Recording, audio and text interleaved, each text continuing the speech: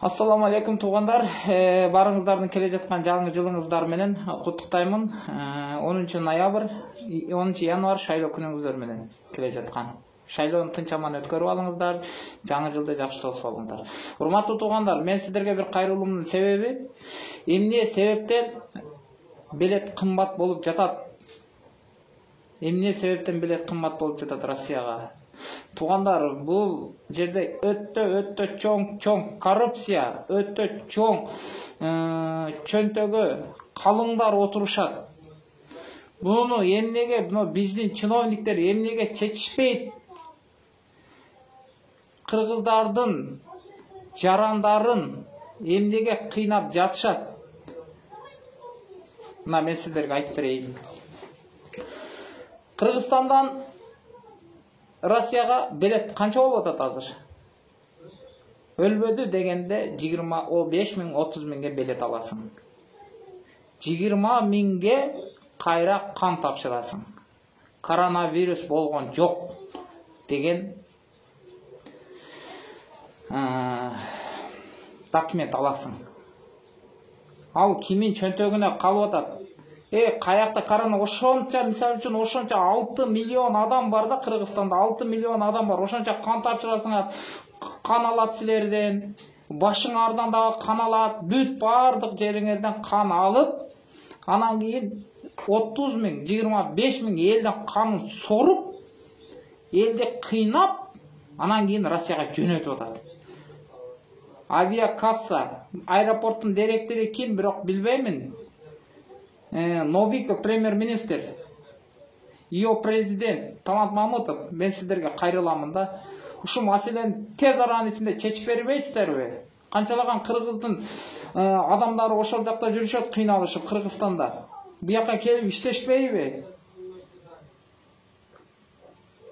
Bir жылына bir кой союп жеген жесе жейт, жебегендер көп. Bir жылда bir кой союп жесе жейт, жебегендер көп. Канчалаган адамдар отурушат Кыргызстанда. Мына Россияга келе алышпай. Эгерде ушунчалык эле илимдүү экенсиңер, ушунчалык эле законду сыйлайт экенсиңер, Кыргызстандын келечегин ойлойт экенсиңер да, силерчи эмне себептен анда эмесе мына орустар 15 миң, 16 миң менен максимальный цена 15 миң, 16 миң эле акча аэропорттуку, самолеттуку. Орустар деле мынаяктан кыргыздар кетип атканда эмнеге ошондой основание алышпайт?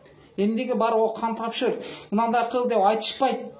15 барасың, 15 миң, 16 миңге билет сатып аласың, Кыргызстан как положено учуп кете бересиң. Эмнеге ошо биздин Кыргызстандын ичинде туруп алып туруп, кыргыздардын карапайым элден канын соруп туруп, бул жака 50 миң, 60 миң акчасын алып туруп эме кыласың. Мына мен силерге болгон фактыны айтайын. 55 миң акча менен мына 2-3 күн болду, бирөө туугандардан бирөө келди. Мына аэропорттон мен өзүм тосуп алдым. Эми угуп тургула. Ошол жерде кагаз бериптир. Мындай алакандай эле кагаз бериптир. Ошо кагаз менен мен Домодедово аэропорттон тосуп алдым. Миграционный картасын көрсөттү, болду, печатты басты, кое берүүдү, чыгарып үйдү зал ожиданиядан. Муну документтин карап, жанагы кече күнгө муну 25 миңге кылдырган документтин сурадыбы десем, жок, сураган жок дейт. Эмнеге сураган жок десем, бул Кыргызстандын, Кыргызстандын ичиндеги болуп жаткан чыныгы коррупция.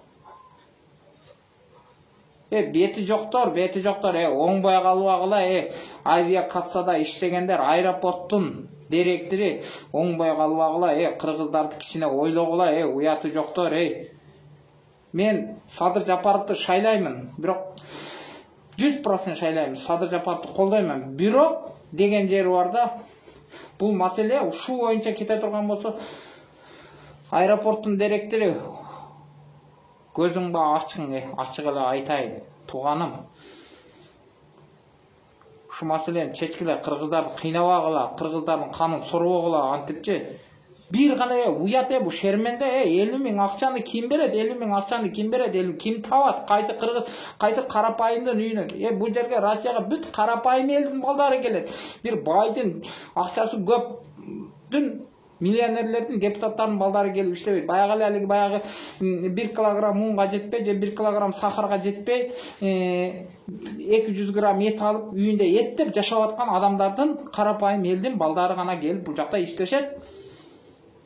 ошону дагы кысып акчасын алып жеп курсагыңарга, арам курсагыңарга жеп отурасыңар.